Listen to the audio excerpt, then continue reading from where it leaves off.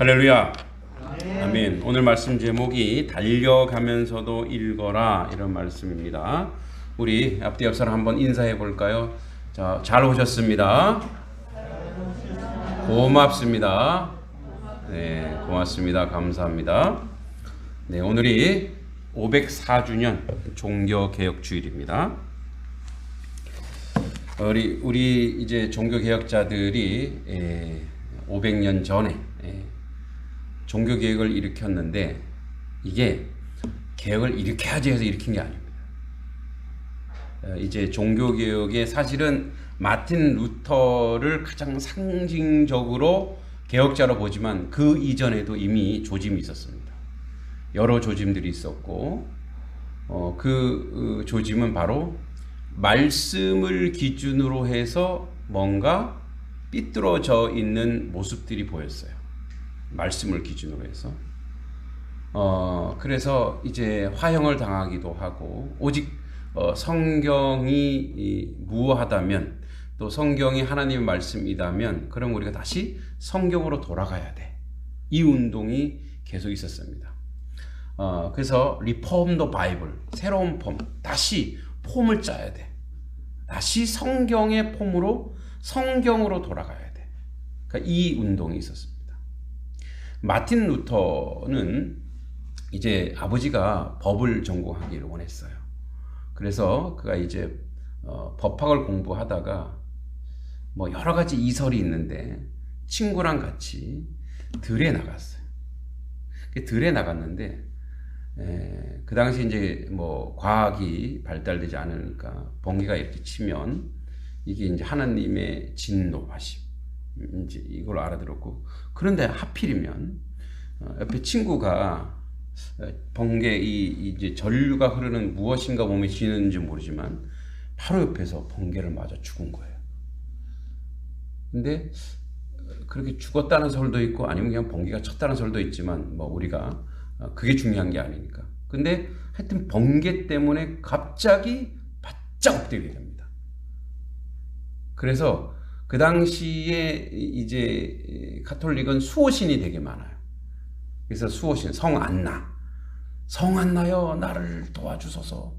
내가 여기서 나를 살려주시면 자기 자신이 신부가 되겠다고 고백을 한 거예요. 자기도 모르게. 그래서 이제 신부가 되기로 약속을 했기 때문에 이제 다시 신학교로 가게 돼요. 아버지가 화가 엄청 났어요. 법관대라고 했더니, 출세하라고 했더니 신부가 뭐냐고, 신부가. 왜냐하면 이제 그 아버지가 한스 루터라고 하는 사람인데, 이 아버지가 보기에도 그 당시에 이제 가톨릭교, 그 당시에 이제 종교 거의 국교니까 독일에서 교회가 너무 타락한 게 보이는 거예요. 이 아버지 눈에도. 그러니까 그러니까 신부가 되는 것을 아버지가 사실은 조금 막은 거죠. 요즘에 예전에 이제 저희가 신학교를 들어갈 때만 해도 경쟁률도 세고 그래도 속된 말로 인기가 있었어요. 근데 요즘에는 신학교에 미달 사태가 일어난대요. 왜 그럴까요? 이제 이 목사라는 직이 예전에는 인기직이었어요. 우리 전부터. 그래서 이화 여자 대학교 학생들이 인기 투표하면 1위가 목사일 정도로. 그 정도. 왜냐하면 명예가 있고 보상도 있고 대접도 받고 하니까 그랬다 그래요. 그러니까 이제 그 당시에 이미 타락의 징조가 보였던 거죠, 사실은. 그러니까 아버지가 법관대라고 한 거예요. 근데 루터가 갑자기 번개 치는 바람에 어떻게 해요? 무서워서 신부가 되겠다고. 그래서 이제 비텐베르크 신학교를 가게 되죠. 그래서 이제 열심히 공부하고 최선을 다하니까 뭐 2등도 하고 그렇게 하다 보니까 이제 총명하니까 그 연구를 시키는 것이 바로 뭐냐? 성경 연구였고, 그게 이제 종교개혁의 시발이 되었던 로마서, 시편, 요한복음 이런 식으로 해서 성경 이제 교수가 된 거예요.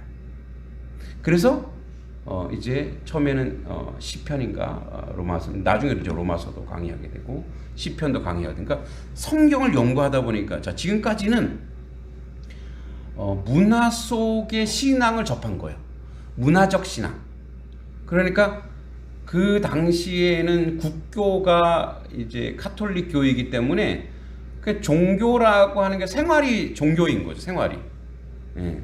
그래서 뭐 면죄부라든지 이런 것들 그냥 문화적으로 접하다가 본인이 그 당시에 성경은 라틴어로 되어 있어요. 또 이 언어도 차별을 두기 시작해서 라틴어만 거룩하다고 하여 라틴어로만 성경이 번역되어 있는 거예요. 독일어로 성경이 번역되지 않았어요. 그러니까 거룩한 언어인 라틴어로만 하기 때문에 신부들 중에서도 거의 학자급, 교수급 이 정도만 성경을 읽을 수 있었던 거예요. 그래서 이제 성경을 읽고 연구하다 보니까 자 문화적으로 종교 생활을 하다가 그러니까 생활에서 그냥 종교 생활을 하다가 성경을 읽기 시작하면서 틀렸네? 지금 이게 아니네? 그 출발. 그래서 오늘 이제 2장 4절의 본문이 바로 로마서에 나오는 이 바울의 글 1장 16절 17절 의인은 믿음으로 말미암아 살리라. 이것을 보면서 아닌데? 지금 우리의 신앙이 틀리고 있네? 그래서 그 당시의 교수들은 교구가 있었어요. 자기가 맡는 교구. 자기가 교수지만 또 목회도 해야 됐었어요. 그런데 어느 날 자기 그 성도가 자기 이제 구원받았다고 종이 쪽지를 가져온 거예요. 면죄부. 그 당시에 성 베드로 성당 짓는다고 성 베드로 성당을 200년 이상 지었어요. 그래서 교황이나 그 교황을 위시한 사람들 중에 아주 오른팔 되는 사람들이 돈을 긁어 모으기 시작해요. 그래서 만든 게 면죄부예요. 이거 사면 당신의 부모 중에 연옥에 있는 사람 다 천국 간다. 그래서 딸랑, 연복에 딸랑 소리가 나면 천국 간다. 뭐죠? 구원이 돈으로 사게 된 거예요. 그걸 보는 순간 여러분 생각해 보세요. 목회자가 여러분들 중에 만약에 우리 성도님들 중에 만약에 이단에 빠졌다고 생각하면 제가 어떻게 하겠어요? 어떻게든 수단과 방법을 빼와야죠. 그러니까 사실은 루터는 열정적 목회자였던 거예요. 그래서 목회자의 기준은 두 가지. 성경을 연구를 참 많이 해야 돼요. 그거 만약에 하나님 말씀 연구하지 않았으면 그게 그냥 그런구나 하고 그냥 넘어갔을 거 아니에요. 그러면 종교개혁도 하나님에게 쓰임받지도 않았을 거예요. 루터부터 시작해서 이제 찌붕글리 우리 이제 장로교 창시된 깔뱅부터 시작해서 어마어마한 이제 전 유럽의 종교개혁이 불길처럼 일어나기 시작하죠. 그래서 이 루터는 자기가 성경을 연구해보고 성경을 가르쳐보니까 아니더라 이거예요. 우리 성도들 중에 틀렸구나. 그래서 이거는 문제가 있다. 그래서 비텐베르크 성당에다가 95개조 1, 2, 3, 4 하면서 95개조의 반박문을 써넣어요. 95개조가 그래도 뭔지 내용을 좀 알아야 되잖아요. 그죠? 언제 할까요? 우리 95개조 가장 핵심 그 95개조의 가장 핵심 중에 그 하나가 바로 뭐냐면 구원이라는 게 연보에 돈 넣어서 되는 거냐 이 얘기를. 그건 오직 예수 그리스도의 믿음으로만 가능하다 이 얘기를. 근데 95개조 반박문을 왜 썼냐면 이 교수의 특권이에요. 이거는 이 루터가 종교 개혁을 하려고 한 게 아니고 교수는 뭔가 토론하려고 하면은 토론의 주제를 이제 비텐베르크 성당도 있지만 그 학교가 있기 때문에 자기 토론의 주제를 거기다 써놓은 거예요. 이걸 한번 토론해보자 이거였어요. 근데 그걸 보고 심각하게 생각한 거예요. 누가? 이 가톨릭의 중앙 집권자들이. 왜? 저렇게 하면 돈이 안 거치는데? 그래서 핍박을 하기 시작한 거예요. 그러니까 어떻게 해요? 이쪽에서 진짜 하나님의 말씀을 들고 일어나는 사람이 일어나기 시작한 거예요. 그래서 어떤 영주들에게 왜냐하면 그 당시 이미 그 가톨릭 교회가 타락하고 있다라는 것을 많은 사람들이 알고, 그 다음에 이 라틴어를 사제들만 알기 때문에 설교할 때도 엉망으로 하는 거예요. 잘 모르니까 이게 라틴어예요. 그러면 이렇게 보여줘요. 그러면 이제 사람들이 아니 보이지도 않는데 그냥 성경을 보여줘. 이거 우상이죠. 성경을 보여주고 그리고 나서 은혜 받았다고 하고 그러고 나서 기도하라고 하고 이렇게 한 거예요.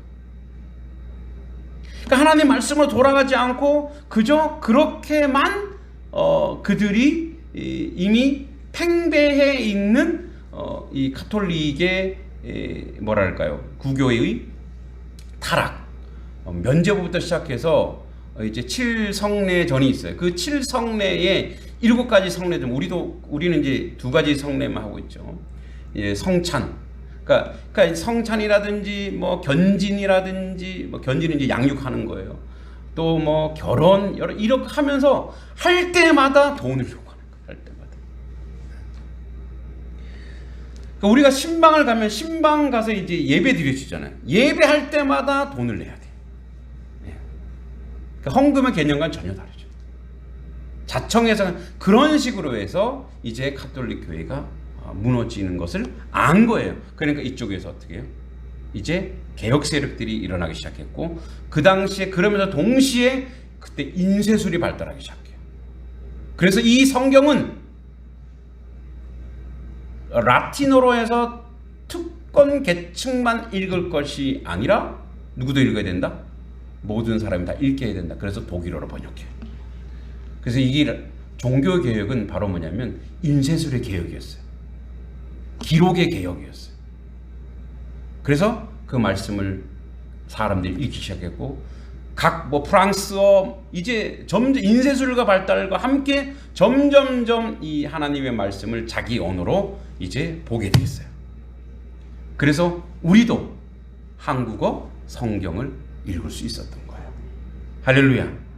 그러니까 개혁은 자, 그럼 우리는 이 개혁, 그 전에 앞으로 더 나아가서 그런 거죠. 하나님의 말씀을 바로 읽고 분석하고 묵상하고 연구해서 제가 여러분들과 함께 나눠요. 근데 여러분들도 점검하셔야 될 거 아니에요. 지금 우리 목사님 말씀이 바른가 틀린가? 감히 어떻게 제가 목사님 말씀을 비판할 수 있어? 아니요, 우리는 만인 제사장님. 우리는 하나님의 말씀을, 물론 예배를 인도하고 말씀을 선포하는 그런 자리, 그런 오더, 즉 그런 자리를 주셨어요. 그러나 여러분들도 가정에 가면 뭐가 되는 거예요? 여러분들도 말씀 선포자가 되어야 되시는 거예요. 그러니까 저는 하나님이 노예에서 저를 파송했어요.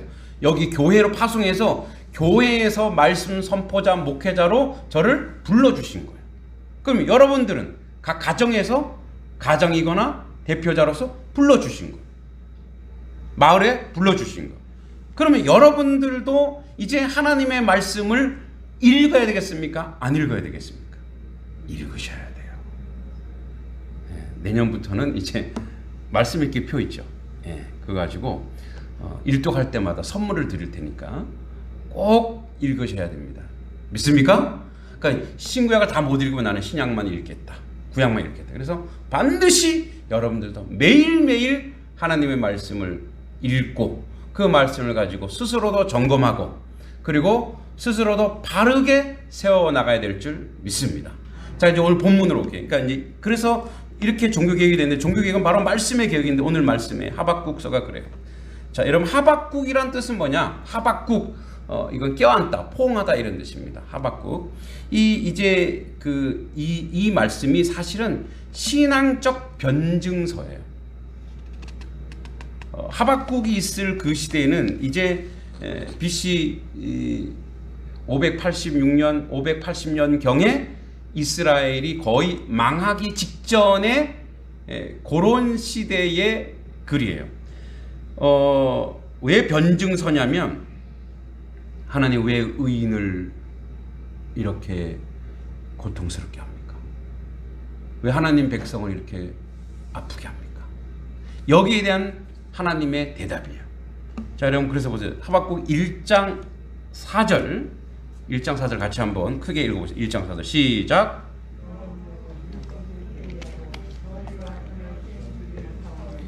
이는 악인과 의인을 애워쌌으므로 정의가 굳게 행하여 짐이니이다. 하박국이 그렇게 묻습니다. 하나님, 왜 하나님의 말씀이 지금 해이해졌습니다.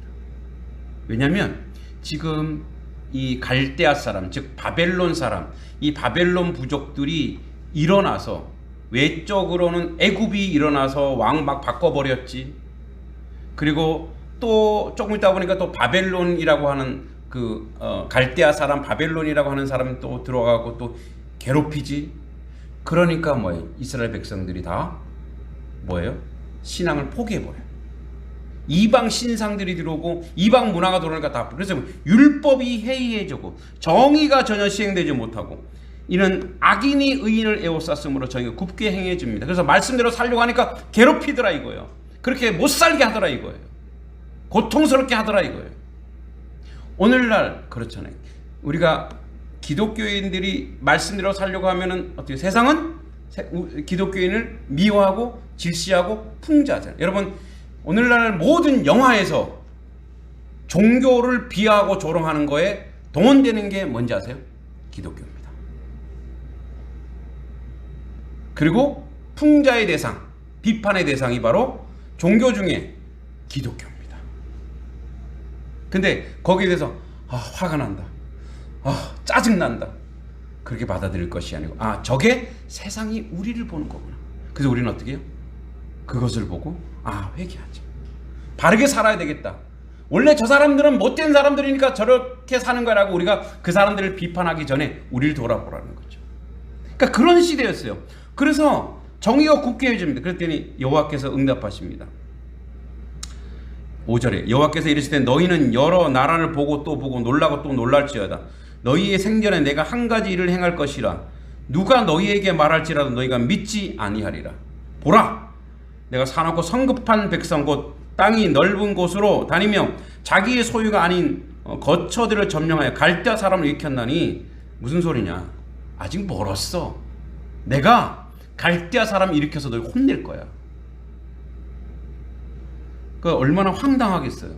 하나님 살려주세요. 그럼 응답이 뭐예요? 살려주셔야죠. 근데 아직 멀었어. 내가 저 갈대아 사람, 이방 사람들을 해서 너희들 모욕을 줄 거야. 이렇게 얘기해. 아니 응답해 주셔서 왜 하나님 왜 그러십니까? 그리고 또 다시 얘기합니다. 하나님 12절에 보면 선지자가 이르되 여호와 나의 하나님 나의 거룩한 이시여 주께서 만세 전부터 계시지 아니하시나이까? 우리가 사망에 이르지 아니하리이다. 여호와여 주께서 심판하기 위하여 그들을 두셨나이다. 반석이시여 주께서 경계하기 위해 그들을 세우셨나이다 하면서 그들에 대해서 그들이 계속 우리를 조롱하는데 우리는 지금 어떻게 살고 있냐면 거기에 따라서 그 사람들에 따라서 이스라엘 백성, 하나님 백성들이 거기에 동화돼서 그렇게 하나님 백성도 하나님의 신앙을 잃어버리고 살더라 이거예요. 하나님 이 백성을 구원해 주세요. 이 백성이 그런 이방 사람과 그런 세상 사람들을 따라서 살아가고 있습니다. 지금 이스라엘 백성들이. 하나님밖에 없어요. 고쳐주세요. 첫 번째는 뭐였죠? 왜 저 이방이 우리를 괴롭히게 합니까? 이제는 이거 외부적인 거죠. 이제 내면을 어떻게? 이제 우리가 완전히 끝났습니다. 이거 이렇게 내버려 두실 겁니까, 하나님? 이런 두 가지 질문이에요. 그게 신앙의 변증사라고 하는 거예요. 우리도 그렇죠. 우리도 하나님 왜 우리 가운데 뭐 이단 다 빼고 한 700만, 750만 된다고요. 750만이 그리스도인이 왜 이렇게 엉망으로 살고 있습니까, 하나님? 왜 이렇게 기독교인들이 왜 빛과 소금으로 살지 못하고 세상 사람들에게 조롱당하고 있고 거짓말 잘 친다 그러고 종교 지도자인 목회자, 장로, 이런 리더급 사람들, 엘더인 사람들이 왜 하나님을 더 열심히 믿지 못하고 정치력에, 권력에 왜 이렇게 좌우합니까? 하나님? 이게 하박국의 기도예요. 그리고 나서 2장부터 하나님이 이제 응답하시는 거예요. 2장 2절에 여호와께서 내게 대답하여 이르시기를 너는 이 묵시를 기록하여 판에 명백히 새기되 달려가면서도 읽을 수 있게 하라. 아, 왜 그랬을까? 왜 이렇게 우리가 무너지고 고통받고 절망하고 있을까? 아, 우리에게 뭐가 없었냐면 하나님의 묵시의 말씀을 왜 판에 새기라고 했느냐? 그 당시에는 종이라는 게 없잖아요. 그래서 판에 새기고 돌에 새깁니다. 크게 새기는 이유가 뭐냐면 나만 보는 게 아니라 다른 사람도 보게 하는 거예요. 이게 메시지예요. 이게 메시지예요. 그래서 메시지가 되어서 그것을 가지고 사람들에게도 읽게 하고 나도 읽게 하고 그래서 어디서든 보게 하고 멀리서도 보게 하고 그리고 달려가면서도 읽으라, 도망가면서도 읽게 하고, 이 묵시의 말씀이 어디든 있어야 돼. 화장실에도 있어야 되고 밥 먹는 데도 있어야 되고 내가 잠자는 데도 있어야 되고 내가 일하는 데도 있어야 되고, 이 묵시의 말씀을 잃어버렸어. 너희들이 이거예요. 너희들이 하나님의 말씀을 경히 여겼어. 하나님의 말씀을 세상에 문화가 들어오고 이방이 들어오고 너무 화려해 보이는, 그러니까 어떻게 해요? 말씀이 사라진 거예요. 말씀이 해이해진 거예요. 하나님을 아는 지식이 없는 거예요. 그러면 오늘날도 똑같아요. 오늘날에도 왜 교회들이 힘을 잃었고 왜 성도들이 무너지고 있는가? 말씀이 없기 때문이래요. 근데 한번 생각해 보세요. 말씀이 없나요? 저도 일주일에 8번, 7번 말씀을 전파해요. 아, 말씀이 운동력 있는데 진짜 말씀을 받고 그 말씀대로 살아내지 못한 그 책임이 우리 가운데 있다는 거예요. 분명히 하나님의 말씀은, 우리 지난번에도 그랬지만 다시 로마서로 가보겠습니다. 우리가 이 말씀이 어떤 말씀인가? 로마서, 이거는 우리가 거의 외워야 되는 말씀이죠. 로마서 1장 16절 17절 다시 한번 말씀을 읽어보겠습니다. 로마서 1장 16절 17절. 자, 같이 말씀을 읽어보겠습니다. 신약성경 240쪽입니다. 240쪽 로마서 1장 16절 17절 시작. 내가 복음을 부끄러워하지 아니하노니 이 복음은 모든 믿는 자에게 구원을 주시는 하나님의 능력이 됨이라. 먼저는 유대인에게요 그리고 헬라인에게로다.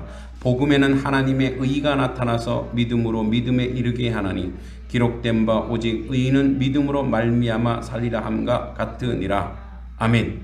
이 복음, 하나님의 말씀에 하나님의 의가 나타나고 하나님의 능력이 나타나 있다라는 거예요. 그러니까 보세요.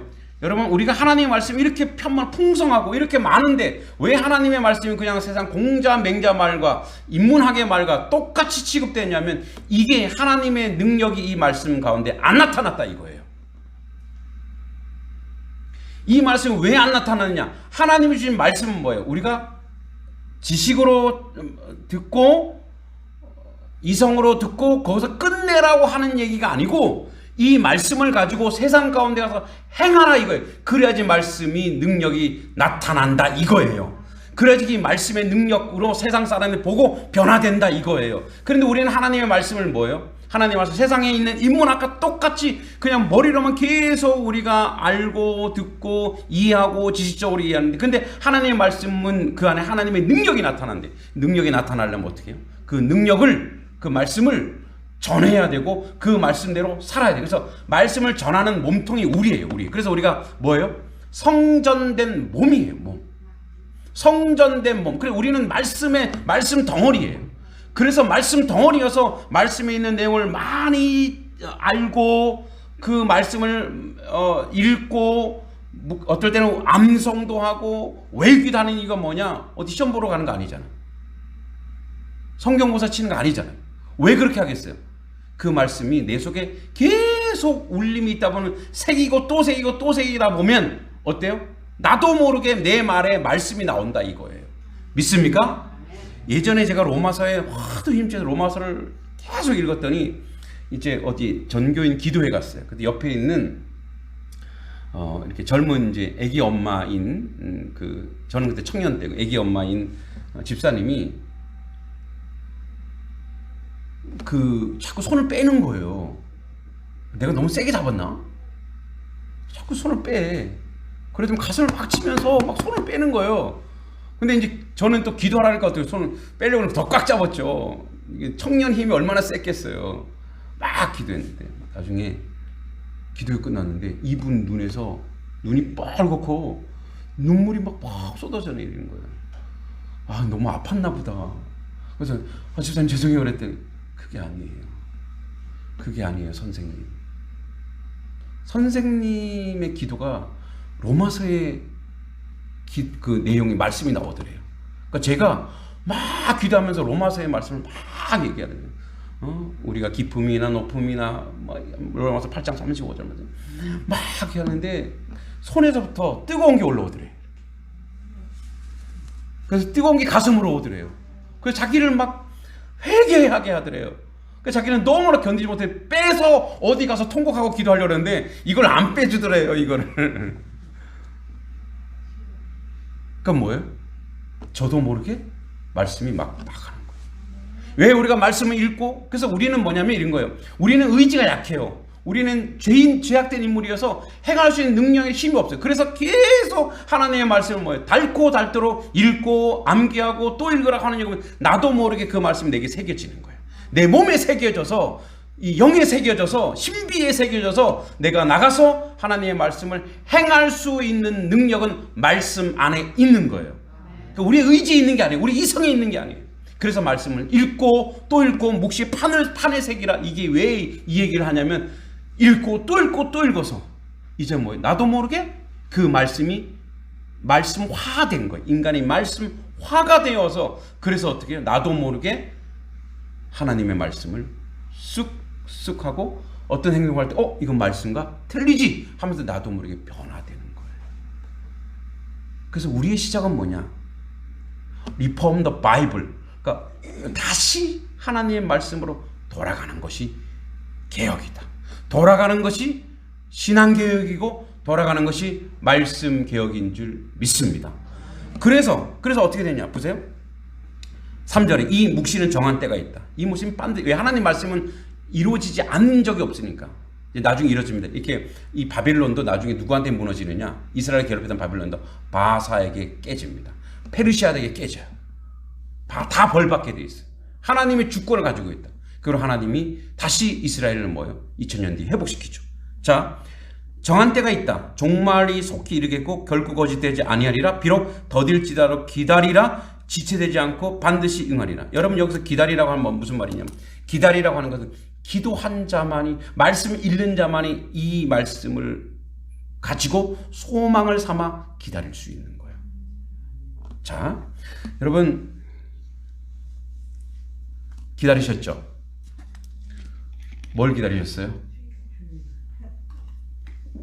지금도 기다리고 계시죠? 네. 주님 마라나타 오 주 예수여 어서 오시옵소서. 자, 이거는 이제 먼 기다림이에요. 저도 기다렸어요. 전 몰랐어요.